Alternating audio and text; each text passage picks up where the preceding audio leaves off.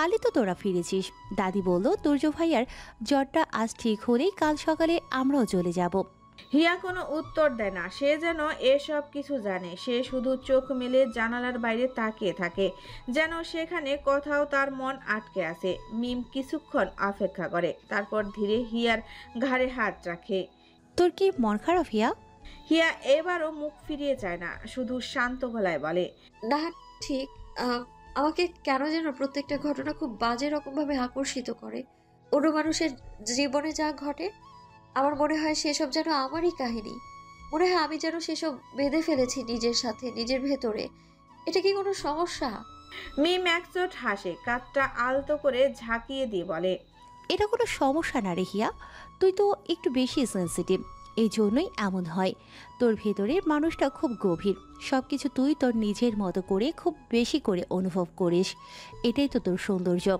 হিয়া চুপ করে থাকে। মিমের কথাগুলো তার মন ছুঁয়ে যায়, কিন্তু সে তা মুখে প্রকাশ করে না, শুধু নিঃশব্দে জানালার বাইরে তাকিয়ে থাকে। রোদটা তখন একটু কমে এসেছে, ছায়া একটু বেশি, ঠিক হিয়ার মনের মতো। তবুও মিমের কথার একটি উষ্ণতা জমে অজান্তেই, এক ধরনের আশ্রয়, যা হয়তো সে নিজেও খুঁজে পাচ্ছিল না এতক্ষণ ধরে। দুপুরের রোদ ঝিমিয়ে তখন জানালার ফাঁক গলিয়ে ঘরের মেঝেতে পড়ে যাচ্ছে, নিঃশব্দে অথচ দৃঢ়। বিকেল ছুঁয়েছে সময়। মিম চলে গেছে কিছুক্ষণ হলো। হিয়া তখনও চুপচাপ বসে জানালার ধারে, সেই পুরনো কাঠের চেয়ারটায়, যেটার চির ধরেছে নিচের পায়ায়, কিন্তু এখনো দিব্যি দোল খায়। ঠিক তখনই ফোনটা কেঁপে উঠে একবার। পর্দায় ভেসে ওঠে পরিচিত নাম তুর্য ভাই। বার্তাটি খোলা মাত্র চোখ আটকে যায় প্রথম বাক্যেই। তুই ঠিক আছিস রিয়া? সাথে সাথে আরেকটা মেসেজ, এসব ঘটনা নিয়ে পড়ে থাকিস না, এসব অনেক আগের কাহিনী। ঘুরে ঘুরে আর কি বা পাবি? কিছু না, আমরা সবাই খালি হাতে ফিরব। আবার আরেকটা মেসেজ, দেখ, প্রকৃতিকে খুঁজতে বের হয়েছিলাম, অথচ প্রকৃতি নেই কোথাও। চরিত্রগুলো যেন বাতাসে মিলিয়ে গেছে। সময় পুরো হয়ে গেছে হিয়া, মুখগুলো ঝাপসা, স্মৃতিগুলো কুয়াশার মতো। যদি এতগুলো 50 বছর আগের না হতো, তাহলে হয়তো একটা রাস্তা খোলা থাকতো। হিয়া গভীরভাবে পড়ে বার্তাগুলো, চুপচাপ। তার ঠোঁটের কোণে জমে থাকা দীর্ঘশ্বাস যেন থমকে যায়। কেবল এক ফোঁটা অনুভূতির ঢেউ এসে জড়িয়ে দেয় বুকের ভেতরের নির্জনতা। সে ধীরে ধীরে টাইপ করে, তার গলায় যেন একটা নরম অথচ রক্তি সুর। আমরা কি তাহলে খুব দেরি করে ফেলেছি তুর্য ভাই? এত দেরি করে ফেলেছি যে এখন গল্পের শেষ পৃষ্ঠায়ও হলুদ হয়ে গেছে। চরিত্রগুলো কোথাও নেই, কেবল আমরা রয়ে গেছি পাতার ফাঁকে ফাঁকে জমে থাকা বিস্ময়ের মতো। তবু জানো, আমার মনে হয় কিছু কিছু গল্প শেষ হওয়ার জন্য নয়, অপেক্ষা করার জন্য তৈরি হয়। ঠিক যেন কেউ এসে আবার খুলে পড়বে, ধুলো ঝেড়ে নিঃশব্দে সব বের করে আনবে।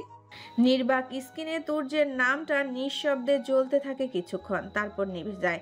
আর কোনো উত্তর আসে না। হিয়া ফোনটা নিচে নামিয়ে রাখে, মুহূর্তখানেক চুপ করে বসে থাকে, যেন নিজের ভেতরেও কিছু খুঁজে বেড়ায়।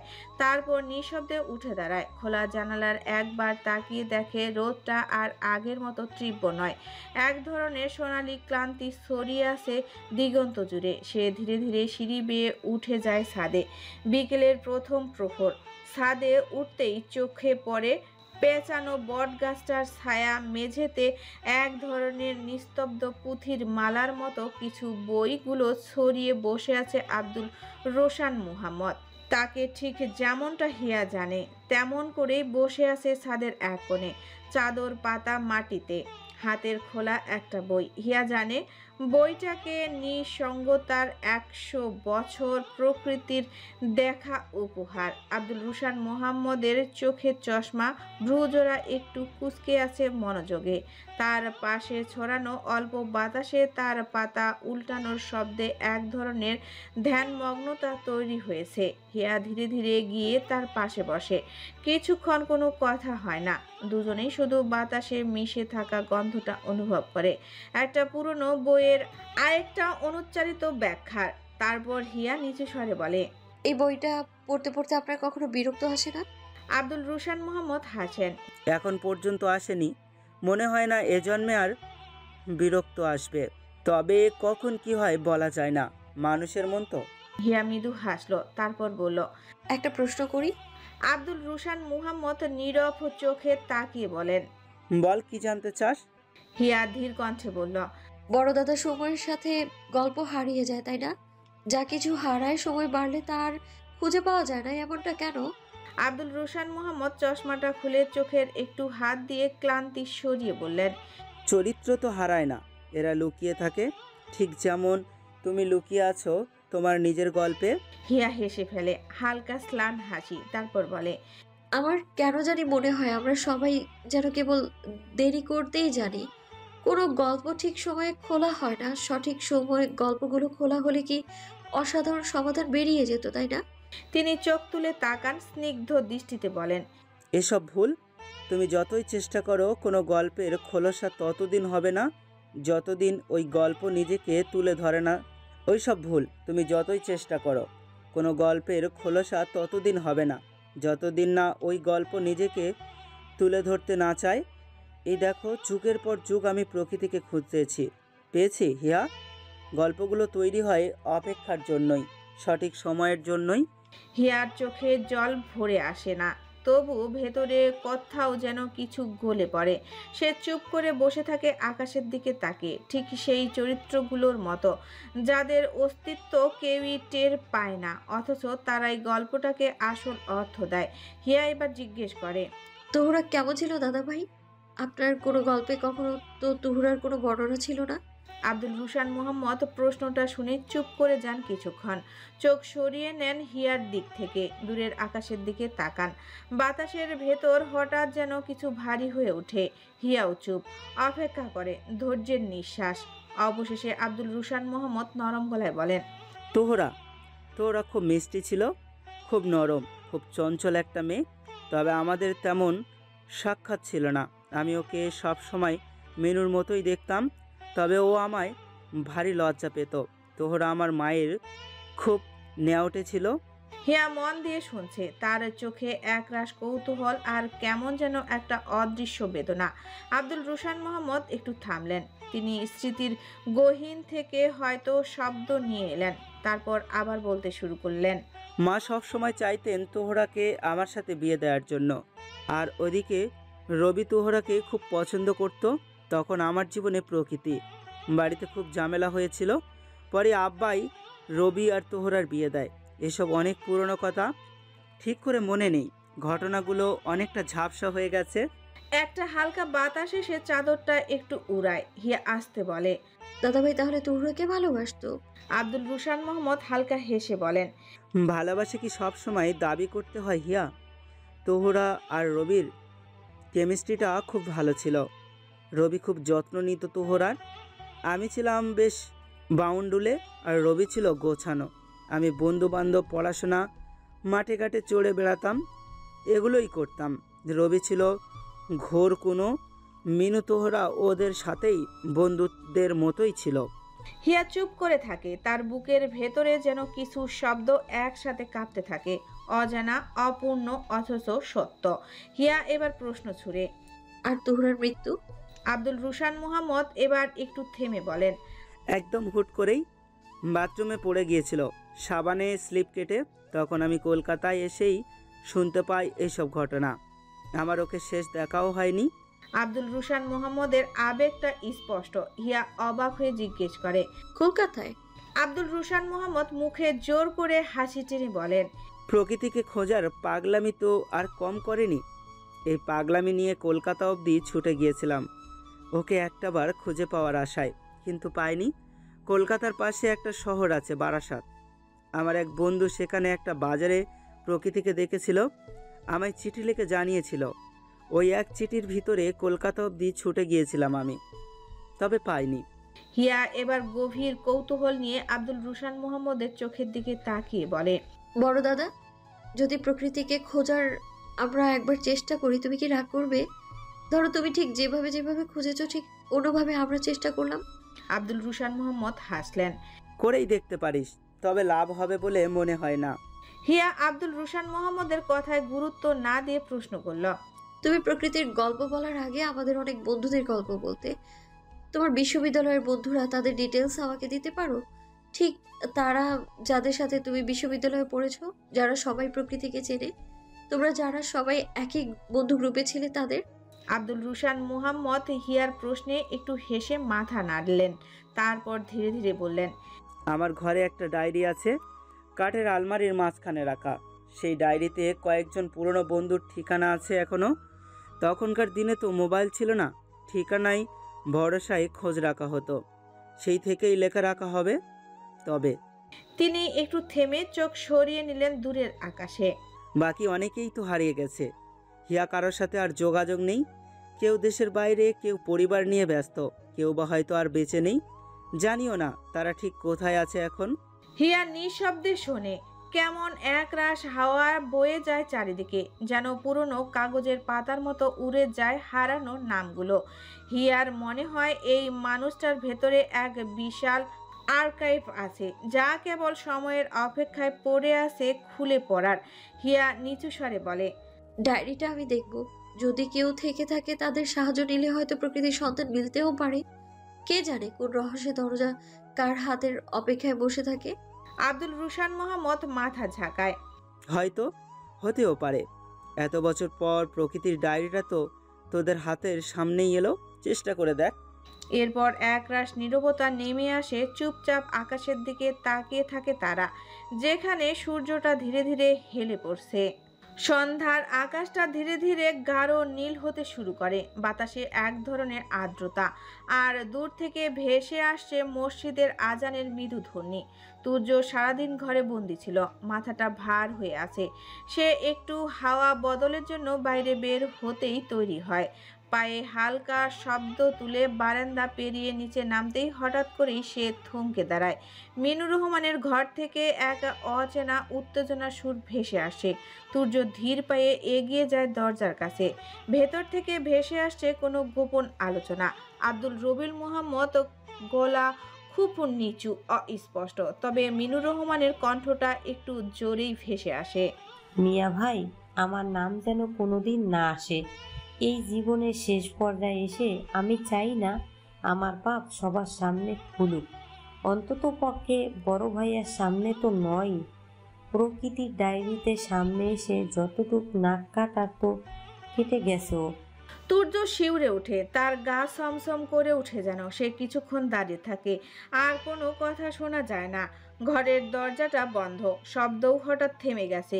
তবু তুর্যর বুকের ভেতরের শব্দ গর্জে উঠে, দাদি, তার দাদি, তার মুখে এমন কথা। কিসের পাপ? তুর্য ধীরে ধীরে পেছনে সরে আসে, মাথার মধ্যে ঘূর্ণিপাক। সে নিজেকে প্রশ্ন করে, তাহলে কি আর সন্দেহ সঠিক ছিল? এই পরিবারে সত্যি এমন কিছু আছে যা সবাই লুকিয়ে গেছে? তবে কি সেই পাপ?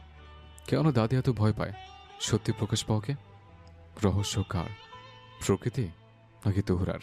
সন্ধ্যার বাতাসে যেন এক অদৃশ্য ভার নেমে আসে। তুর্যর জন্য আজকের সন্ধ্যা কোনো সাধারণ সন্ধ্যা নয়, এটা যেন এক পুরনো ইতিহাসের দরজায় প্রধান ধাক্কা। সে বুঝে উঠতে পারছে না তার ঠিক কী করা উচিত। তুর্য কিছুক্ষণ দাঁড়িয়ে থাকে সেখানে, বুকের ভেতর যেন জমে থাকা বাতাসটা আটকে গেছে। মিনুর রহমানের কথাগুলো কানে বাজে বারবার। আমার নাম যেন কোনোদিন না আসে। আমি চাই না আমার পাপ সবার সামনে খুলুক। তারপরই হঠাৎ ঘরটা নিস্তব্ধ হয়ে যায়, যেন কথার পেছনে কফিন চাপা পড়ে যায়। তুর্য আর এগোয় না, হঠাৎ যেন তার পা টেনে রাখে ভয় কিংবা অন্য কিছু। সে নিজেও জানে না কোনটা বেশি কাজ করছে। তুর্য চুপচাপ পেছনে ফিরে আসে। চারপাশে সন্ধ্যার নীল ছায়া আরো ঘন হয়েছে। হলুদ আলোয় ভেসে ওঠা বারান্দার পথটা ধরে সে হাঁটতে হাঁটতে ভাবে, হিয়া যদি এসব জানে তাহলে আর নিজেকে আটকে রাখতে পারবে না। সে জানে হিয়া কতটা আবেগপ্রবণ। তাছাড়া তার নেশা হয়ে উঠেছে প্রকৃতি, আর তহুরা তো তার সন্দেহ রয়েছে।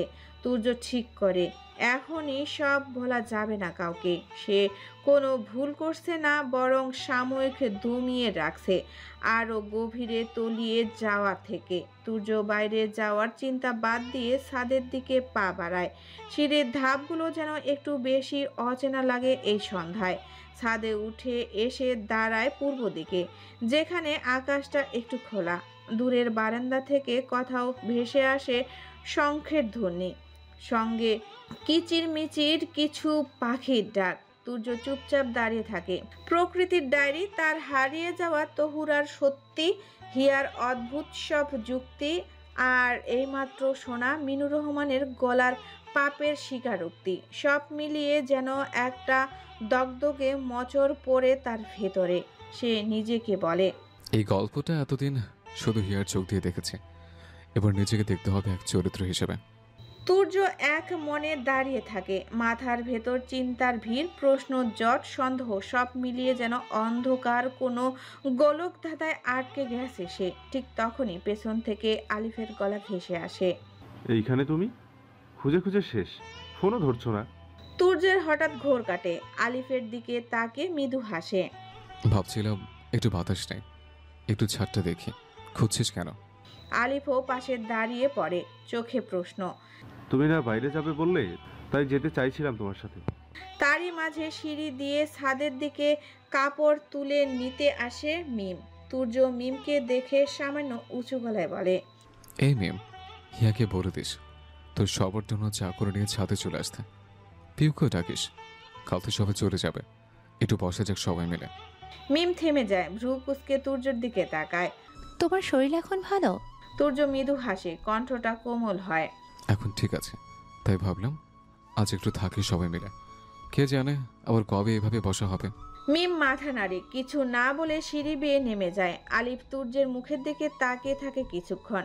পাশাপাশি দু ভাইয়ের চোখে সন্ধ্যার আকাশ, কিন্তু মনে জমে থাকা গল্প এক একজনের এক এক রকম। মিম সিঁড়ি বেয়ে নিচে নামে। ঘরের ভেতর নরম আলো, চারপাশে এক ধরনের নীরবতা।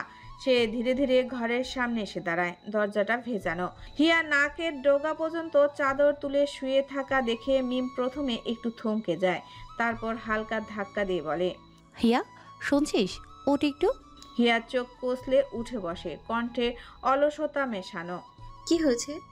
মিম হেসে বলে, তুর্য ভাই বলেছে সবার জন্য চা করে ছাদে যেতে, পিউকেও ডাকতে বলেছে। কাল তো সবাই চলে যাবে, তাই একসাথে একটু বসা। হিয়ার ঘুম চোখ ধীরে ধীরে খুলে। তুর্যের নাম শুনে চোখে একটু আলোর রেখা খেলে যায়। সে বিছানা থেকে পা নামায়। আচ্ছা, আমি চা করি। পিউ কোথায়? মিম জানালার দিকে ইশারা করে। ও তো জানালার পাশে। হিয়া তাকিয়ে দেখে পিউ জানালার পাশে বসে বাইরে তাকিয়ে আছে, কানে হেডফোন, একদম চুপচাপ, যেন সন্ধ্যার অন্ধকার ভেদ করে কিছু খুঁজছে। হিয়া বলে, তুই পিউকে ডাক, আমি চুলায় পানি বসাই। মিম মাথা নেড়ে চলে যায় পিউর দিকে, আর হিয়া নিঃশব্দে রান্নাঘরের দিকে পা বাড়ায়। হুট করে আকাশটা মেঘলা হাওয়ায়, সন্ধ্যার আকাশে যেন এক ঘন কালো রাত নেমে এসেছে। আশেপাশে তাকিয়ে চোখে পড়ে হালকা বাতাস বইছে, তবুও অস্বস্তিকর এক অনুভূতি কাজ করছে। আলিফ বলে, তুর্য ভাই, ছাদে তো অনেক অন্ধকার, সবাই মিলে ঘরে বসি। তুর্য একটু হাসে। আচ্ছা, গিয়ে হিয়া, মিম আর পিউকে জানিয়ে আমার ঘরে আসতে বল। আলিফ এগিয়ে যায় নিচের রান্নাঘরের দিকে, আর তুর্য নিচে নেমে নিজের ঘরের আলো জ্বালায়। জানালাটা খুলে দেয়। ভেতরে একটা গাঢ় আরামদায়ক পরিবেশ তৈরি হয়। কিছুক্ষণ পর হিয়া, পিউ আর মিম ট্রেতে কাপ আর কেটলি নিয়ে তুর্যের ঘরের সামনে এসে দাঁড়ায়। মিম দরজায় নক করে। তুর্য ভাই, আমরা আসি। তুর্য দরজা খুলে দেয়। চারজনে গোল হয়ে বসে। মাটিতে মোটা কুসুম পাতা, জানালার পাশে টেবিল। পিউ কাপগুলো সারি করে রাখে। মিম দুধ চিনি মেশাতে সাহায্য করে। হিয়া চা ঢালে। সবাই চুপচাপ কয়েক চুমুক দেয়, যেন প্রতিটা চায়ে জমে থাকা দিনের গল্প খুঁজছে। সবাই বেশ কয়েকক্ষণ নানান বিষয় নিয়ে কথা বলল। হিয়া শুধু চুপ করে থাকে কয়েক মুহূর্ত, তারপর চায়ের কাপটা এক পাশে সরিয়ে বলে ওঠে, আজকে বড় দাদা ভাইয়ের সাথে অনেকক্ষণ কথা হলো বিকেলে। প্রকৃতিকে নিয়েই কথা বলছিলাম, আর তুহরা, ওকে নিয়েও। পিউ একটু নড়ে চড়ে বসে। মিমের চোখ বড় হয়ে যায়। আলিফ আর তুর্য শুধু তাকিয়ে থাকে হিয়ার দিকে। সারা বিকেলে যা যা কথা হলো সব অক্ষরে অক্ষরে হিয়া ধীরে ধীরে বলে দিতে থাকে। সকলে মনোযোগী হয়ে শুনতে থাকলো। হিয়ার বলার শেষেই মিম চট করে বলে উঠল, তার মানে প্রকৃতি কলকাতায়, না না বারাসাতে। হিয়া বলল। বড়দাদা তো সেটাই বললেন। তিনি অবশ্য খুঁজতে গিয়েছিলেন কিন্তু পাননি। এবার তুর্য বলে উঠল, বড় দাদার ঘর থেকে সে ডায়েরি এনেছ, যেখানে ওনার বন্ধুদের ঠিকানা লেখা আছে। হিয়া নিজের ফোনটা এগিয়ে দিয়ে বলে, হ্যাঁ, ছবি তুলে এনেছি। আরেকটা ছবি আছে, এটা বোধহয় ওনাদের কলেজের কোনো একটা সময় তোলা। বড়দাদা আলমারিতে পেয়েছিলাম। সকলে উৎসুক চোখে হিয়ার ফোনের দিকে তাকিয়ে থাকে। খুব নিখুঁতভাবে খুঁটিয়ে খুঁটিয়ে এই ছবিগুলো দেখতে থাকে। পিউ এক ধ্যানে তাকিয়ে বলে ওঠে, বড়দাদার এই যুবক বয়সের ছবিগুলো খুঁজতে গিয়েই তো প্রকৃতির ডায়েরিটা খুঁজে পেয়েছিলাম চিলেকোঠায়। তুর্য আর হিয়া অবাক দৃষ্টিতে পিউর মুখের দিকে তাকায়। তারা যেন কোনো একটা সমাধান পেয়েছে, আর না হয় সমাধানের রাস্তা। কিন্তু কেউই কোনো কথা বলে না। তাদের আড্ডা আরও অনেক সময় চলল। সন্ধ্যার শেষে যখন রাত নামলো তখন তারা আড্ডা ছেড়ে উঠল। রাতের খাবারের টেবিলে আজ যেন অন্যরকম এক আবহ। সবাই একসঙ্গে বসেছে, তবুও যেন কারো মুখে বেশি কথা নেই। চোখে মুখে জমে থাকা একটা অজানা ব্যস্ততা। কাল যেন সকলেই ফিরতে হবে। সবাই চুপচাপ খাবার শেষ করে ধীরে ধীরে নিজেদের ঘরে চলে যায়। বাড়িটা যেন রাতের প্রথম প্রহরেই নিস্তব্ধ হয়ে পড়ে। হিয়া ঘরে ঢুকে যেন চঞ্চল হয়ে উঠল। বিছানায় না গিয়ে সে ধীরে ধীরে ঘরের ভেতরে পায়চারি করতে শুরু করলো। মাঝে মাঝে থেমে যায়, তারপর আবার শুরু করে। পিউ আর মিম দুজনেই চুপচাপ তার দিকে বোকার মতো তাকিয়ে থাকে। হিয়ার এই অস্থিরতা তারা আগে দেখেনি। পিউ ফিস ফিস করে মিমকে বলে, মিমাপি, হিয়াপির আবার কি হলো? মিম শুধু মাথা নাড়ে যে সে জানে না। এরপর সে একটা কুশন জড়িয়ে বসে থাকে চুপচাপ। ও পাশে তুর্য নিজের ঘরে একা বসে, জানলাটা আধা খোলা, বাইরে জোনাকি উঠছে। টেবিলে ছড়িয়ে আছে হিয়ার ফোন থেকে দেখা সেই ছবি আর ঠিকানাগুলোর বিস্তারিত। আলিফ অনেকবার এসে বলে, তুর্য ভাই, বলবে না কিছু? কি ভাবছো? আমি সাহায্য করতে পারি? তুর্য চুপ করে থাকে, শুধু একটা দীর্ঘ নিঃশ্বাস ছাড়ে। তারপর বেশ অনেকটা সময় পেরিয়ে তুর্য বলে, না, এখন কিছু বলার সময় না, করার সময়। তুর্য গভীর চিন্তায় মগ্ন। তার ভেতরের অস্থিরতা সে কাউকেই দেখাতে পারছে না। সে যেন এ কাহিনীর একটা চরিত্র হয়ে উঠেছে। সে এখন সত্যি জানতে চায় মিনুর রহমান তার কোন পাপের কথা বলছিল। সে পাপ কি তহুরা নাকি প্রকৃতি? তুর্য এই গল্পের নিজের ইচ্ছায় প্রবেশ করেনি। সময় তাকে জবরদস্তি করে এই গল্পের চরিত্র বানিয়েছে। আর এখন সে এসব কিছুর শেষ দেখতে চায়। সে সমাধান চায়। হিয়া বেশ অনেকক্ষণ পায়চারি শেষে থামে, দাঁড়িয়ে পিউ আর মিমের দিকে তাকিয়ে বলে, তোদের দুজনে একটু হেল্প লাগবে এক্ষুনি। পিউ চোখ কুঁচকে তাকায়। এখন মানে এত রাতে? মিম উঠে বসে। কি হয়েছে হিয়া? হিয়া গলা নামিয়ে বলে, আমি চিলেকোঠায় যেতে চাই এখনই। ওখানে কিছু একটা আছে আমি নিশ্চিত। প্রকৃতির ডায়েরিটাও তো পাওয়া গিয়েছিল চিলেকোঠায়। তাহলে হয়তো ওখানে আর একটু খোঁজ করলে তুহরা সম্পর্কেও কিছু পেতে পারি, অথবা এমন কিছু যা আমাদের প্রকৃতির কাছাকাছি নিয়ে যেতে পারে। পিউ উদ্গ্রীন্ন গলায় বলে, কিন্তু এত রাতে বাড়ির কেউ টের পেলে তো ঝামেলা হবে। হিয়া বলল, তাই তো তোদের সাহায্য লাগছে। পিও, তুই আমার সঙ্গে চিলেকোঠায় চল। মিম, তুই একটু নিচে পাহারা দিবি। যদি কেউ উঠে আসতে চায় কিছু একটা করে যেন থামিয়ে রাখতে পারিস। মিম দ্বিধায় পড়ে যায়। কিছুক্ষণ চুপ থেকে জিজ্ঞেস করে, তুই নিশ্চিত তো হিয়া, যদি কিছু না পাস? হিয়া ধীরে মাথা নাড়ায়। না পেলেও ক্ষতি নেই, কিন্তু না খুঁজে থাকলে পরে আফসোস হবে। আমি মনে করি এখনো কিছু লুকানো আছে ওখানে। প্রকৃতি আর তুহরার কাহিনী যে এতদিন চাপা পড়েছিল, তার মানে কেউ ইচ্ছে করে এসব লুকিয়ে রেখেছে। সেটাই খুঁজে বের করাটা এখন আমাদের কাজ। পিউ আর মিম এবার একে অপরের দিকে তাকায়। তারপর মিম মাথা নাড়িয়ে সম্মতি জানায়। ঠিক আছে, আমি নিচে পাহারা দিচ্ছি, ভাবিস না। কেউ এলেই কিছু একটা বলে ম্যানেজ করব। পিউ তখন চুপচাপ হিয়ার পাশে এসে দাঁড়ায়। চলো আপি, তবে শুরু করা যাক। তারা নিঃশব্দে দরজা খোলে। মিম ধীরে ধীরে সিঁড়ি ধরে নিচে নামে, তার চোখ কান খোলা, যেন কোনো আওয়াজে সে তৎপর হতে পারে। হিয়া আর পিউ ড্রয়ারের ভেতর থেকে একটা টর্চ বের করে, ধীরে ধীরে পা ফেলে ছাদের দিকে যায়।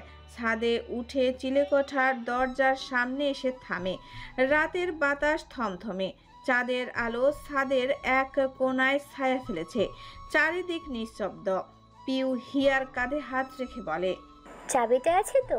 হিয়া পকেট থেকে একটা পুরনো চাবি বের করে দেখায়। বড় দাদা আলমারি থেকে নিয়েছিলাম, ওটাই চিলেকোঠার চাবি।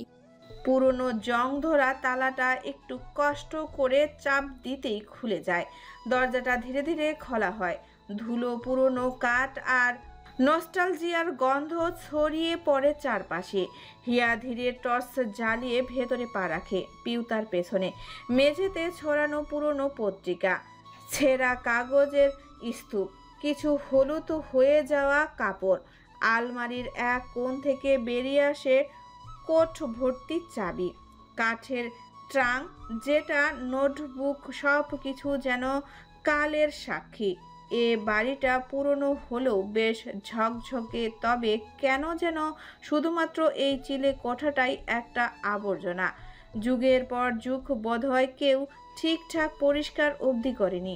পিউ আর হিয়া সময় নষ্ট না করে দুজনেই দু দিক থেকে খুঁজতে শুরু করে তাদের অনুসন্ধান। সে সব কিছু, যা কিছু দেখলেই তাদের সন্দেহ হওয়ার মতো। অনুসন্ধান শুরু হয় সেই পুরনো ভাঙা আলমারিটা থেকে, যেটা ড্রয়ারে কাপড়ে মোড়ানো প্রকৃতির ডায়েরিটা খুঁজে পেয়েছিল পিউ আর আলিফ। চিলেকোঠার দুটো কক্ষ, একটা পুরনো আলমারি, ভাঙা খাটের কাঠামো আর ছেঁড়া জানালার পর্দা সহ নানান অকেজো জিনিসপত্র।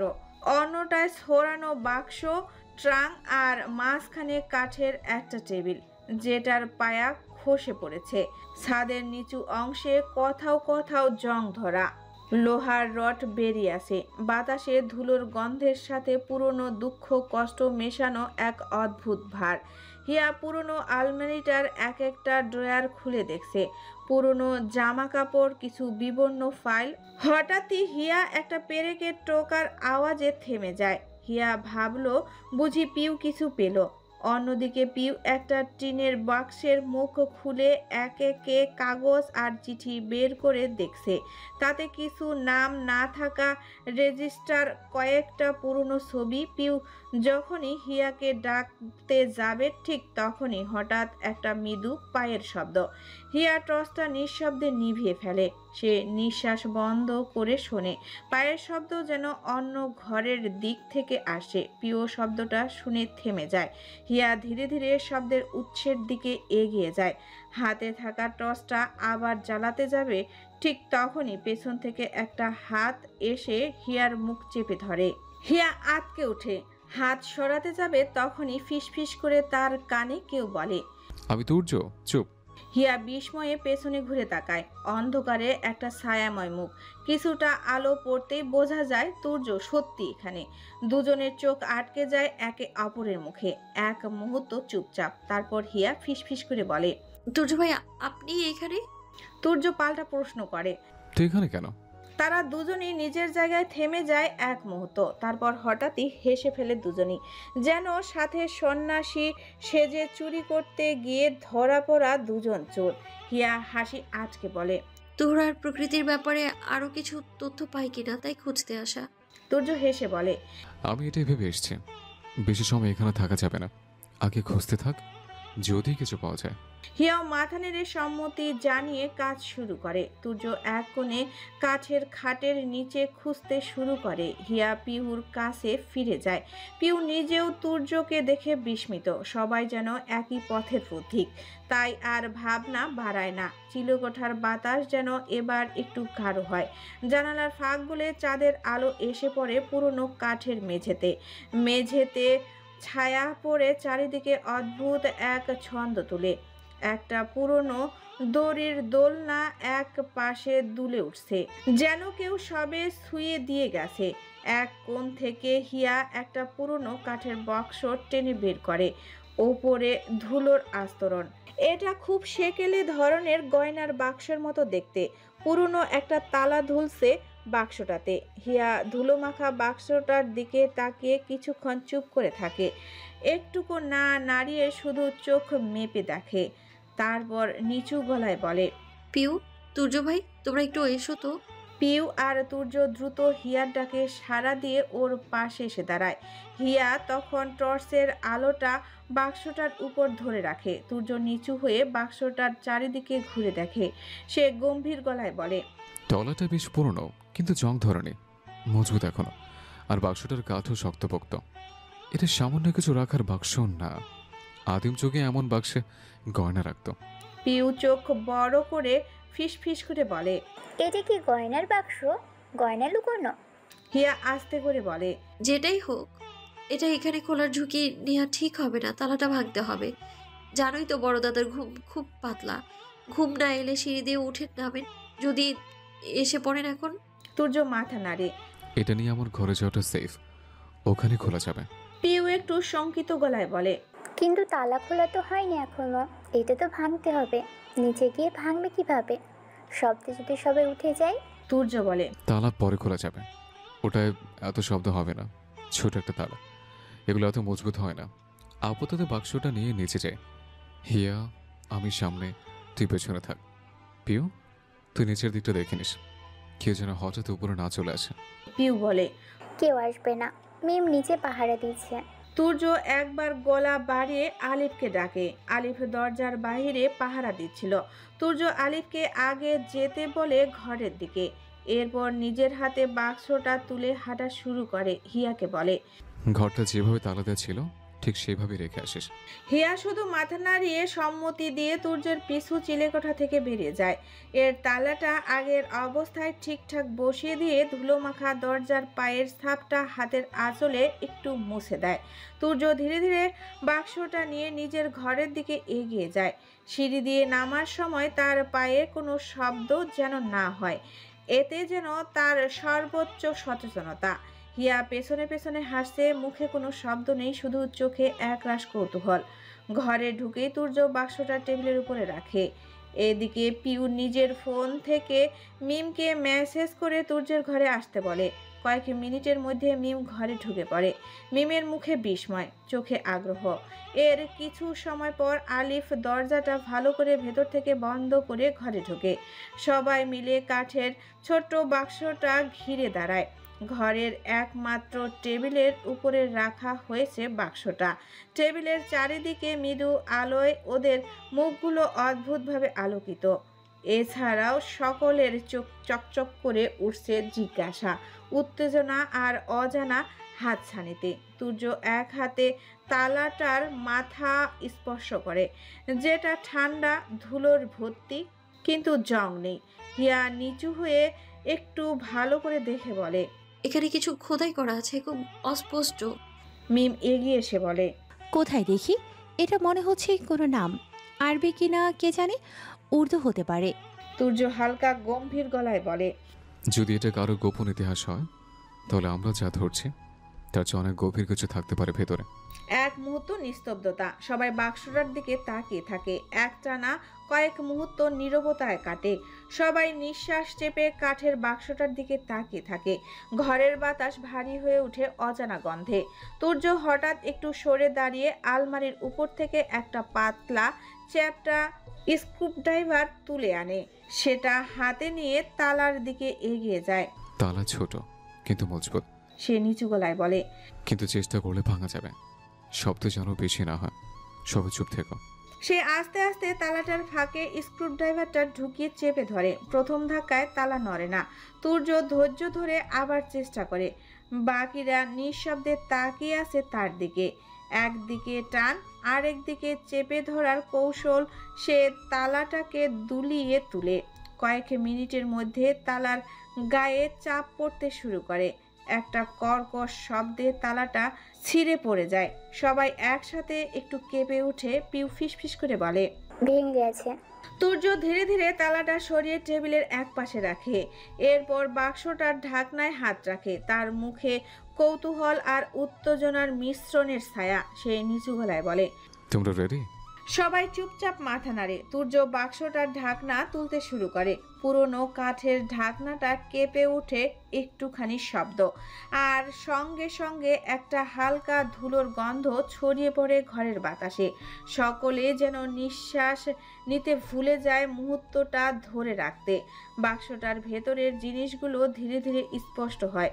প্রথমে চোখ পড়ে অনেকগুলো খামে মরানো চিঠি, যেগুলো স্পষ্ট কখনো পোস্ট করা হয়নি। প্রতিটাতে হাতের লেখা, মাঝে মাঝে ছিঁড়ে যাওয়া কাগজের প্রান্ত, কিছু খাম খুলে রাখা, কিছু চিঠি খোলা, ভাঁজ করা, কালি ঝাপসা হলেও কিছু শব্দ এখনো পড়া যায়। আর চিঠিগুলোর নিচে পড়ে আছে একটা রূপালি পায়েল, পুরনো হলেও চকচকে। পাশে একটা ছোট্ট চাবি, কালচে হয়ে গেছে কিন্তু এখনো দৃঢ়। চিঠিগুলোর পাশে এক মুঠো কাচের চুড়ি, সবুজ, বেগুনি আর হালকা গোলাপি। এত পুরনো হয়ে গেছে যে কিছু ভেঙে গেছে, তবু বেশিরভাগই অক্ষত। একটা ছোট খোপার কাটা, পুরান ঢাকার স্টাইলে। তাতে ধুলোর স্তর জমে আছে কিন্তু সৌন্দর্য হারায়নি। আর বাড়তি পড়ে আছে কিছু শুকনো ফুলের পাপড়ি। সৌন্দর্য ঠিক এভাবে হারিয়েছে যে ধরা যাচ্ছে না ফুলের নাম। হিয়া অবাক গলায় ফিসফিস করে, এগুলো তো কারো ব্যক্তিগত জিনিস। মিম চোখ বড় করে বলে, কেউ এমন চিঠি কেন আটকে রাখবে যেগুলো কোনোদিন পোস্ট করা হয়নি? তুর্য চুপ করে থাকে, চোখে চিন্তার ছায়া। পিউ নিচু গলায় বলে, কার কার এই জিনিসগুলো? প্রকৃতি কি? আলিফ গম্ভীর হয়ে বলে, তুহুরারও হতে পারে, কিংবা দাদির। ঘরে নেমে আসে এক পিনপতন নীরবতা। বাকি চিঠিগুলোর মধ্যে যে কয়েকটা খাম ছাড়া সেগুলো একে একে খোলা হয়। ধুলো মলিন পাতাগুলো খুব সাবধানে ছোঁয়া হয়। কালির লেখা ঝাপসা, কাগজ কিছুটা ছেঁড়া, কিন্তু কাগজের প্রতিটা কোণ যেন কোনো না কোনো স্মৃতির ধারক। হঠাৎ হিয়ার চোখে পড়ে ছড়ানো লেখা চিঠির এক কোণায় লেখা এক নামের উপর, শঙ্খ। হিয়া চিঠিটা হাতে তুলে নেয়। তুর্য এবার চিঠিটা হিয়ার থেকে নিয়ে পড়তে চেষ্টা করে, কিন্তু লেখাগুলো বেশিরভাগই অস্পষ্ট। তারপরও একটা নির্দিষ্ট অংশে শব্দগুলো একটু বেশি অস্পষ্ট। চিঠিতে যতটুকু বোঝা যায় একটাই লেখা, সর্বাগ্রে আমার আন্তরিক সালাম গ্রহণ করিবেন। আপনার কল্যাণে এবং মহান প্রভুর অশেষ রহমতে আমি সুস্থ ও শান্তিপূর্ণভাবে দিন যাপন করিতেছি। আশা করি আপনিও সৃষ্টিকর্তার রহমতে শান্তিতে ও সুস্থ আছেন। আমি আপনাকে জানাইছি যে আমি বর্তমানে কলিকাতার এক খ্যাতনামা মহাবিদ্যালয়ে ভর্তি হইয়াছি। এখন হইতে এইখানে আমার শিক্ষা জীবনে পরবর্তী অধ্যায় আরম্ভ হইল। আপা, জীবনের এক দুঃসহ সময়ে আপনি যেভাবে আমায় সহায় হয়েছিলেন তা আমি কোনোদিনই বলিব না। আপনি একথা বলিয়াছিলেন, আমার সঙ্গে যোগাযোগ রাখিও, চিঠি লিখিও। আজ সেই আদেশ পালন করিবার জন্যই আপনাকে এই পত্র লিখতেছি। আমার প্রতি আপনার যে ঋণ, তাহার যথাযথ প্রতিদান আমি কোনোদিনই দিতে পারবো না। তথাপি আমার পক্ষ হইতে এই সামান্য প্রার্থনা ও কৃতজ্ঞতাই আপনার প্রতি চিরঋণী স্বীকৃতি এক ক্ষুদ্র নিদর্শন। আপনার মঙ্গল ও সুস্থ কামনায় আমি সদা প্রার্থনা করি। আপনি যেন সর্বদা শান্তিতে, সম্মানে ও সুখে জীবনযাপন করেন, এই কামনা করিয়া পত্রের ইতি টানিতেছি। ইতি আপনার চিরকৃতজ্ঞ শঙ্খ। আর চিঠির পেছনে একটা পুরনো ঠিকানা, Calcutta, Bowbazar, north college store. বাকি অংশ অস্পষ্ট। মিম চোখ বড় বড় করে বলে, তাহলে এই বক্সটা তুহুরার? হিয়া ফিসফিস করে, কলকাতা, শঙ্খ আবার কে? আলিফ ফাইলটা হাতে নিয়ে খুঁটিয়ে খুঁটিয়ে দেখতে দেখতে বলল, বাকি চিঠিগুলো না পড়ে কিছুই বলা যাচ্ছে না। পিউ মাথাটা চুলকে জিজ্ঞেস করে, চাবিটা দিয়ে কি খোলে ভাবছো? চাবিটার দিকে তাকিয়ে তুর্য মাথা নাড়ে। চাবি দিয়ে যাই করুক, এই চিঠিগুলো পড়লে মনে হচ্ছে অনেক কিছু খুলবে। হঠাৎ পুরো ব্যাপারটা যেন ধীরে ধীরে জট বুনতে থাকে। এক রহস্যময় তহুরা, কলকাতার কলেজে ভর্তি হওয়া এক এক অজ্ঞাত চরিত্র, শঙ্খ, অপ্রকাশিত চিঠির স্তূপ, রূপালী পায়েল, কাচের চুড়ি, চুপচাপ সবাই বসে আছে ঘরের ভেতর। সবাই যেন ইচ্ছাকৃতভাবে নিঃশ্বাস নেওয়া বন্ধ করে রেখেছে। বাক্সে সেই পুরনো ধুলোমাখা চিঠিগুলো এক একটা করে যত্নে বাইরে আনছে। খোলা চিঠিগুলোর মধ্যে বাকি 4টি চিঠি স্পষ্টভাবে মিনুর রহমানের লেখা। তার হাতের লেখা এলোমেলো, কখনো খুব গোছানো, আবার কখনো কোথাও জলের দাগে ছড়িয়ে গেছে কালি। প্রতিটি চিঠিতে একটি দীর্ঘশ্বাস লুকানো আছে, একটা একাকিত্ব হাহাকার। সমগ্র চিঠিটা বোঝার উপায় নেই। সময়ের সাথে লেখাগুলো ঝলসে গেছে, কাগজটা নরম হয়ে ফেটে চিড়ে গেছে। এক চিঠিতে লেখা মিনুর রহমান লিখেছে, প্রিয় তহুরা বুবু, তোমাকে লিখছি। ঠিক জানি না কেন, অথবা জানি বলেই লিখছি। মনে হচ্ছে আর না বলে বুকটা ফেটে যাবে। রাজশাহীতে ভালো আছি বললে সেটা হবে চূড়ান্ত মিথ্যে। আসলে এখন ভালো থাকা বলতে কি বোঝায় সেটাই যেন ভুলে গেছি। চারপাশে জীবন চলে, মানুষ হাসে বাঁচে, কিন্তু আমি যেন সময়ের বাইরে পড়ে আছি, একটা থমকে যাওয়া ঘড়ির কাঁটার মতো। হাসান রুক্ষ হলো কেন? সে আর কথা বলে না, না বলে থাকা তার নতুন অভ্যাস। আর আমি তো প্রতিদিন একটু একটু করে চুপ হয়ে যাচ্ছি। আমাদের সংসারটা এখন একটা বন্ধ জানালার মতো, যার বাইরে আলো আসে না, ভেতরে হাওয়া ঢোকে না, শুধু জমে থাকা শ্বাসরুদ্ধ একঘেয়েমি। বুবু, তুমি একদিন বলেছিলে সব কষ্ট সময়ের সঙ্গে পাল্টে যায়, কিন্তু আজ বলতে ইচ্ছে করছে আমার কষ্টটাই যেন সময় হয়ে গেছে। প্রতিটা মুহূর্তে, প্রতিটা নিঃশ্বাসে ওটাই চলমান, সেটাই একমাত্র স্থির সত্য। কষ্টটাই এখন ঘড়ি টিকটিক হয়ে কানে বাজে, ঘুমের মধ্যে নিঃশব্দ হেঁটে আসে, আবার সকালেও পাশে শুয়ে থাকে। চিঠিতে কিছুই ঠিকমতো বলা যায় না, কথাগুলো যতটা না অস্পষ্ট তার চেয়েও বেশি অপর্যাপ্ত। চিঠির শব্দগুলো তো তোমার চোখের সামনে বসে বলা। তুমি উষ্ণতা বহন করতে পারো না। তুমি ছিলে আমার আশ্রয়, একমাত্র আশ্রয়। এক সময় তুমি জানতেও না, তবু তুমি ছিলে আমার ভিতরের ঝড় থামিয়ে দেওয়ার মতো নিরাপত্তা। এখন তো কিছু নেই, কেবল এই কাগজটা।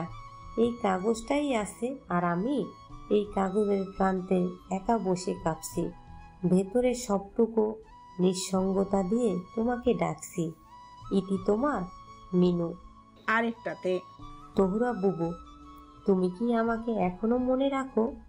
তুমি কি এখনো কখনো পুরনো দিনের কথা ভাবো, যেমনটা আমি প্রায়ই ভাবি? আজ অনেক কষ্টে এই চিঠিটা লিখতে বসেছি। জানি না ঠিকঠাক তোমার হাতে পৌঁছবে কিনা, বা তুমি আদৌ পড়বে কিনা, তবুও লিখছি, কারণ এই কটা শব্দ না বললে আমার ভেতরটা যেন হাঁপিয়ে উঠবে। মনে হয় বুকের মধ্যে একরাশ কষ্ট জমে আছে, যা কাউকে বলা যায় না, শুধু তোমাকেই বলা যেত। হাসান এখন আর আগের মতো নেই বাবু, সে যেন দিনে দিনে আরো অচেনা হয়ে উঠেছে। আগের মতো হাসি নেই, কথাও বলে না তেমন। ওর চোখে আমার জন্য আর কোনো উষ্ণতা খুঁজে পাই না। মাঝে মাঝে মনে হয় আমি এই সংসারে আছি ঠিকই, কিন্তু যেন অদৃশ্য হয়ে গেছি। আমি তার পাশে থাকি, অথচ সে বুঝতেই চায় না। সে কি আমার অস্তিত্বটাই ভুলে গেছে? তুমি যেদিন আমাকে সবুজ শাড়িটা দিয়েছিলে মনে আছে? তুমি হেসে বলেছিলে, এই শাড়িটা পরলে তোকে রানীর মতো লাগবে। সেই শাড়িটা এখনো আমাকে আলমারিতে তুলে রাখা। মাঝে মাঝে একা একা বের করে দেখি, শুয়ে দেখি, একটু চুপ করে বসে থাকি তার পাশে। শাড়িটা যেন তোমার স্পর্শের মতো, যেন সেই দিনগুলো এক টুকরো এখনো আমার সঙ্গে থেকে গেছে। এখন ভাবি, বাবার বাড়ি থেকে যেদিন চলে এলাম সেদিনেই বুঝি আমার ভালো দিনগুলো চলে গেল। প্রতিদিনের ঘোর লাগা এক ঘেমে জীবন, যেখানে রং নেই, উষ্ণতা নেই, এমনকি কারো চোখেও আমি নেই। ছোট ছোট কথার অভাবে বুঝি মানুষ ভেতর থেকে খসে পড়ে। ইতি তোমার মিনু। মিম নিচু গলায় বলে। দাদি তাহলে দাদা ভাইয়ের সাথে সুখী ছিলেন না? পিউ ধীরে ধীরে বলে। সেটা তো স্পষ্ট বোঝা যাচ্ছে।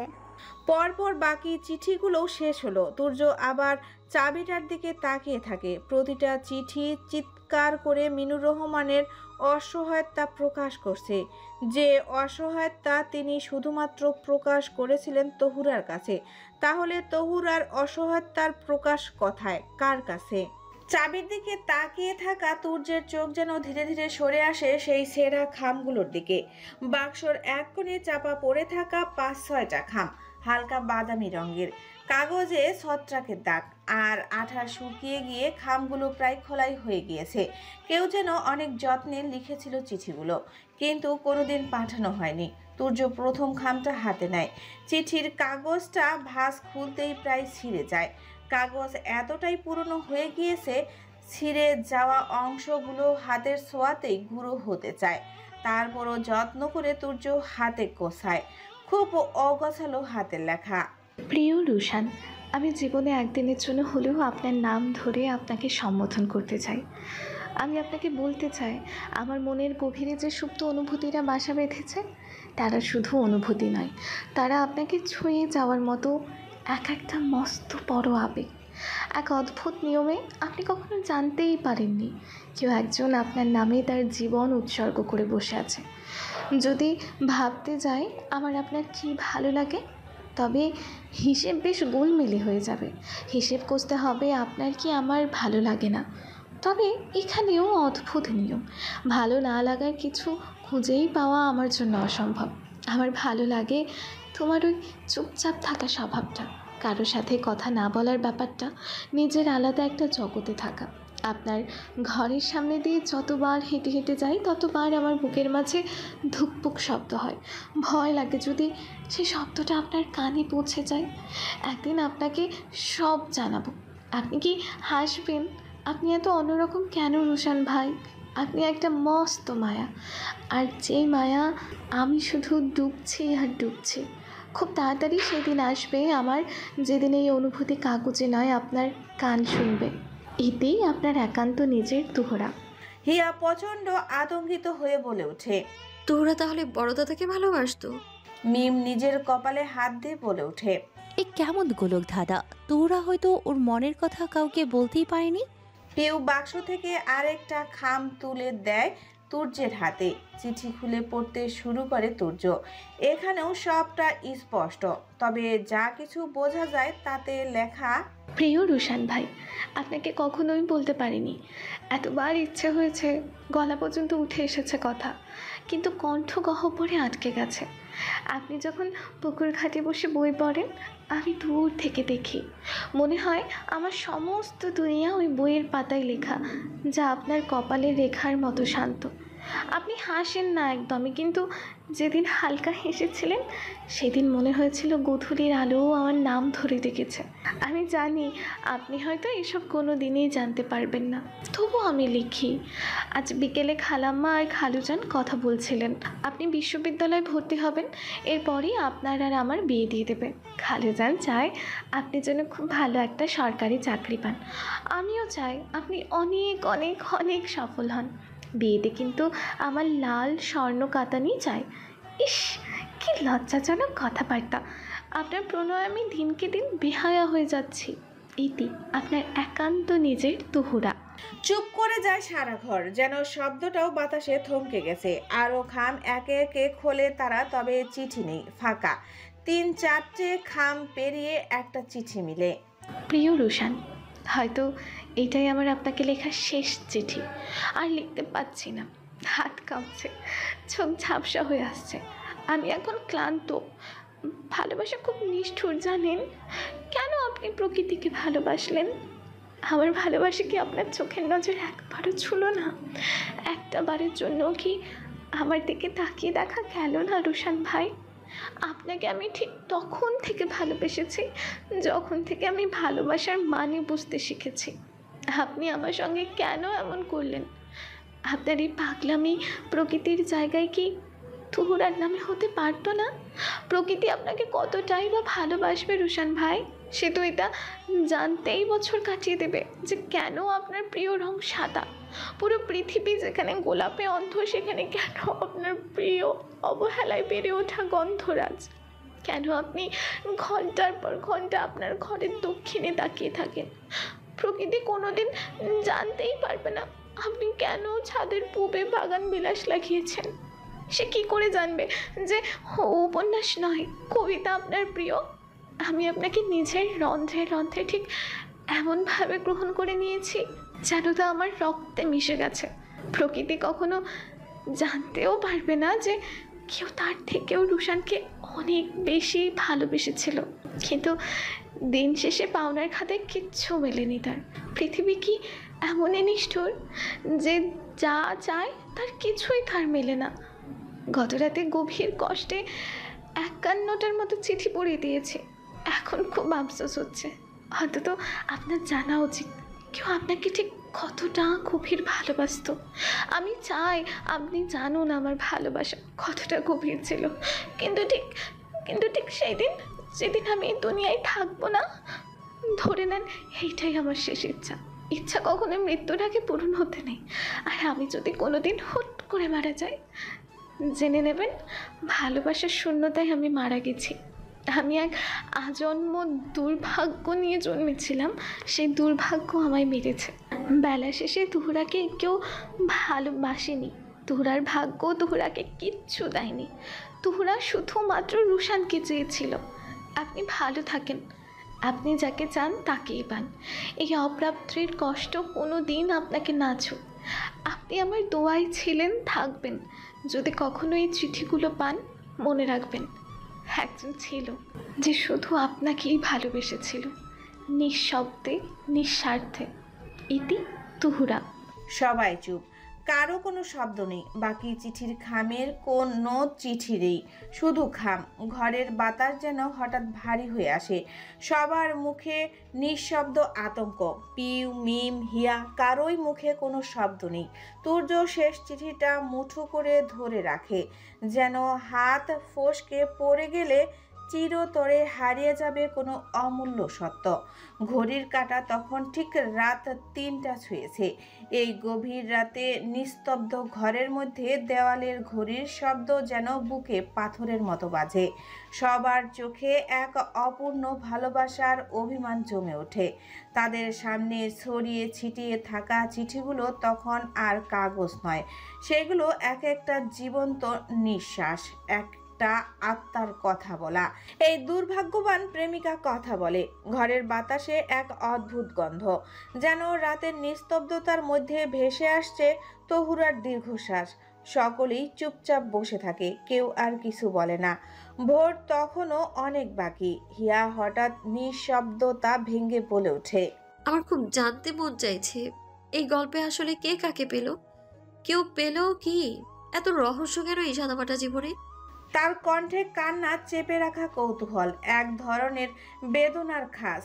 মিম নিচু গলায় বলে, আমার প্রশ্ন এখানে যে তুহুরাকে এত অবহেলা কেন? তার ঘর এখনো এ বাড়িতে আছে, তার জিনিসপত্র তো ঘরেই যত্নে রাখা যেত। চিলেকোঠায় এত অযত্নে ফেলে রাখার মানে কি? পিউ ধীরে ধীরে বলে, সে যে কারণেই হোক, আসলেও কি কেউ জানতো যে তুহুরা রুশান মানে বড়দা তাকে ভালোবাসতো? শুধু অজস্র প্রশ্ন, তবে এদের কোনো উত্তর নেই। তুর্য চুপচাপ তাকিয়ে থাকে ছিঁড়ে যাওয়া চিঠিগুলোর দিকে। তার ঠোঁট কাঁপে, কিন্তু কিছু বলে না। তার চোখে এক নিঃশব্দ ভাষা, যেন সে নিজেই খুঁজে ফিরছে সেই না বলা শেষ কথাগুলো। তার অংশ কোনোভাবেই মিলছে না। এসব কিছুর মাঝেও তার মস্তিষ্ক গাঢ়ভাবে ঘেরে আছে। আজ সন্ধ্যাতে সদ্য শোনা মিনুর রহমানের সেই সামান্য কথার অংশটুকু। এই সব গল্পের মধ্যে তাহলে মিনুর রহমানের পাপ কোনটুকু? কলকাতার শঙ্খ? এই শঙ্খ চরিত্রটা আসলে কে? এপার বাংলার একজনকে ওপার বাংলা থেকে চিঠি পাঠাচ্ছে, তাও সেই যুগে। এটা কি স্বাভাবিক নেওয়া উচিত? শঙ্খ ছেলে না মেয়ে? ঘরের এক কোণে বাতাস একটু নড়ে ওঠে, জানালার পর্দাটা হালকা দুলে ওঠে, আর হিয়া নিচু গলায় ফিসফিস করে বলে, আমাদের এখন ঠিক কি করা উচিত? সকলেই তুর্যের মুখের দিকে তাকিয়ে থাকে, যেন সে যেটাই বলবে সেটাই সকলে চুপচাপ মেনে নিবে। তুর্য একটু চুপ থেকে বলে, এই চিঠিগুলো অপেক্ষার বয়স 50 পেরিয়ে গেছে। অন্তত এখন সে মানুষটার জানা উচিত যে তাকে ভালোবাসার মানুষ আর একজন ছিল। আর হতেই পারে বড় দাদা এই শৃঙ্খ নামের চরিত্রটাকে জানেন। সবাই চুপ করে বসে থাকে। সকলের মাঝে সকল রকম কথা ফুরিয়ে গেছে যেন। ভোর হলেই তাদের ছুটতে হবে নিজেদের বাড়ির উদ্দেশ্যে, এই শহর ছেড়ে শত শত কিলোমিটার দূরে। তবে তারা কেউ যেন এই মুহূর্তে আর বাড়ি ফিরতে চায় না। সকলেই থেকে যেতে চায় জেদ করে হলেও। ভোর হওয়ার আগেই ওরা সবাই নিঃশব্দে যে যার কক্ষে ফিরল। কেউ কারো দিকে তাকালো না, কেউ কিছু বলল না, কেবল দরজা খোলার শব্দ হলো। তবু আজ রাতটা ওদের ভেতরে একটা কিছু জমাট বেঁধেছে। ঘুমের নাম গন্ধ নেই কারো চোখে। তুর্য বিছানায় বসে ছাদের দিকে তাকিয়ে থাকে শুধু। আলিফ চুপচাপ বসে থাকে চেয়ারে। পিউ একটানা চিঠিগুলোর কিছু লাইন কাগজে টুকে রাখে যেন হারিয়ে না যায়। মিম জানালার পাশে বসে এক কাপ কফি হাতে নিয়ে গভীর চিন্তায়। আর হিয়া, সে শুধু ঘরের চার দেওয়ালের মধ্যে ঘুরে বেড়ায়, যেন নিজের ভেতরের প্রশ্নগুলো থেকে পালানোর চেষ্টা করছে। সকালটা ধীরে ধীরে আলোয় ডুবে যায়। শহরটা যেন নিঃশব্দ একটা দীর্ঘশ্বাস ফেলে।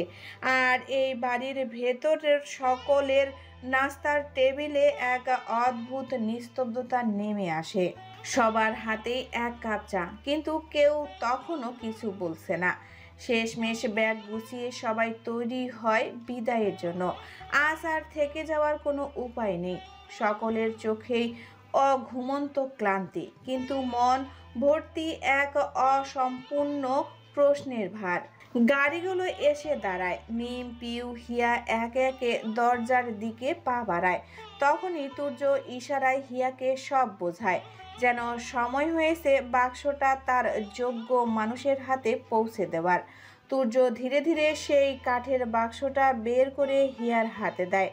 চোখে একবার ইশারা দিয়ে মিম, পিউ আর আলিফকেও বুঝিয়ে দেয় মিনুর রহমান আর আব্দুল রবিল রহমানকে সামলাতে। হিয়া বাক্সটা হাতে নিয়ে ধীরে ধীরে হাঁটতে থাকে আব্দুল রুশান মোহাম্মদের ঘরের দিকে। তুর্য পেছনে যায়। বৃদ্ধ মানুষটি তখন জানালার পাশে বসে চুপচাপ বাইরে তাকিয়েছিলেন। বাতাসে তার সাদা চুল উঠছে, আর চোখে অনেকটা সময় পেরিয়ে যাওয়া ক্লান্তি। হিয়া কাঁপা কাঁপা হাতে বাক্সটা এগিয়ে দেয়, নম্র কণ্ঠে বলে, বড় দাদা, আমরা চিলেকোঠায় গতকাল এই বক্সটা পেয়েছিলাম। আমরা জানি না আপনি সব জানতেন কিনা, কিন্তু আপনার জানা উচিত। আব্দুল রুশান মোহাম্মদ কিছু একটা বুঝেও যেন বুঝতে পারলেন না। ধীরে ধীরে বাক্সটা হাতে নেন। একবার ভালো করে দেখেই বলেন, তোহরার গুনহার বাক্স। হিয়া মাথা নাড়িয়ে বলে, হ্যাঁ, তবে এর ভিতরে গহনা নয়, কিছু চিঠি আছে আপনার জন্য। বাক্সটা টেবিলে রেখে খুলে একবার হাত বুলিয়ে নেন সব জিনিসে। তার হাতে পড়ে রূপালী পায়েলটা তিনি তুলে ধরেন নিজের সামনে। আব্দুল রুশান মুহাম্মদের চশমার কাচ ঝাপসা হয়ে আসে, ঠোঁট কাঁপে, কিন্তু কোনো শব্দ আসে না। তার চোখ জলে ভরে যায়। অবশেষে অনেকক্ষণ চুপ থাকার পর তিনি বলে ওঠেন, এটাই তো প্রকৃতির। হিয়ার চোখ বড় বড় হয়ে যায়। তুর্য দরজা থেকে আরো কয়েক পা এগিয়ে আসে। হিয়া বিস্ময় নিয়ে বলে, প্রকৃতির মানে? আব্দুল রুশান মুহাম্মদ বলেন, এটা প্রকৃতির পায়েল, আমি দিয়েছিলাম ওকে। তুর্য আরো একটু এগিয়ে এসে বলে, আপনি নিশ্চিত এটাই সেটা? একই পায়েল তো দুবেলারও থাকতে পারে। আব্দুল রুশান মুহাম্মদ বলেন, এই পায়েলের লকেট দেখো, ইংরেজি অক্ষর পি এর মতো।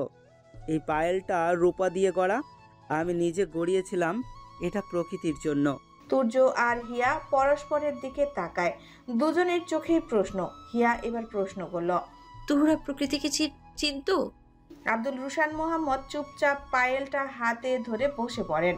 তার চোখ তখন দূরে, বহুদিন আগে কোনো এক স্মৃতির দিকে হারিয়ে গেছে। তারপর বলেন, অসম্ভব। তোহরা কেন? রবি ছাড়া প্রকৃতিকে আর কেউই দেখেনি এ বাড়ির। হিয়া আর তুর্য একবার নিজেদের দিকে তাকায়। তুর্যের মুখে কথা আসে, আবার থেমে যায়। সে বলতে চায়, দীপ্তি দেবীর ভাষ্যমতে আব্দুল রুশান মুহাম্মদের বাবা প্রকৃতির সঙ্গে সরাসরি দেখা করেছিলেন, এমনকি তাদের বিয়ের আশ্বাসও দিয়েছিলেন। কিন্তু তুর্য সিদ্ধান্ত নেয় এখনই সব বলা ঠিক হবে না, কিছু কথার সময়ের জন্য অপেক্ষা করে। হিয়া তখন একটুখানি চুপ থেকে বলে ওঠে, বাক্সে শঙ্খ নামের একজনের চিঠিও আছে, যিনি কলকাতা থেকে তুহরাকে চিঠি দিয়েছিলেন। আপনি এই নামের কাউকে চেনেন? আব্দুল রুশান মুহাম্মদ চুপচাপ বসে ভাবতে থাকেন। মস্তিষ্কে চাপ দিয়ে এ নামের কারো অস্তিত্ব মনে করতে পারলেন না। এরপর চিঠিটা দেখার জন্য খুঁজতে লাগলেন। তুর্য হাত লাগালো, দ্রুত চিঠিটা তুলে আব্দুল রুশান মুহাম্মদের হাতে দিল। তিনি খুব নিখুঁতভাবে খুঁটিয়ে দেখলেন, এরপর বললেন, না, এ আমার পরিচিত কেউ না। তোহরার কোনো পরিচিত হয়তো বা। আব্দুল রুশান মুহাম্মদ সেই রূপালী পায়েলটা হাতে নিয়ে গভীরভাবে দেখতে থাকলেন। তার চোখে এক অন্যরকম উজ্জ্বলতা, যেন এই ক্ষুদ্র অলংকারের ভেতরেই পুরো একটা হারানো সময় ঘুমিয়ে আছে। চুপচাপ ধীরে ধীরে তিনি পায়েলের লকটা ছুঁয়ে দেখেন। তার ঠোঁটের কোণে এক টুকরো দুঃখ মাখা স্মৃতি খেলা করে। তুর্য আর হিয়া দুজনেই তখন নিঃশব্দে দাঁড়িয়ে। কিছু বলার মতো শব্দ নেই, আবার অনেক কিছু বলার মতো অনুভূতি জমে আছে বুকের মধ্যে। দুজনের মনে হচ্ছে তারা কোনো রহস্যের মাঝখানে এসে পড়েছে, যার শুরু বহু আগের, শেষ কথায় কেউ জানে না। ঠিক তখনই নিস্তলার বসার ঘরের দিক থেকে মিনুর রহমানের গলা শোনা যায়।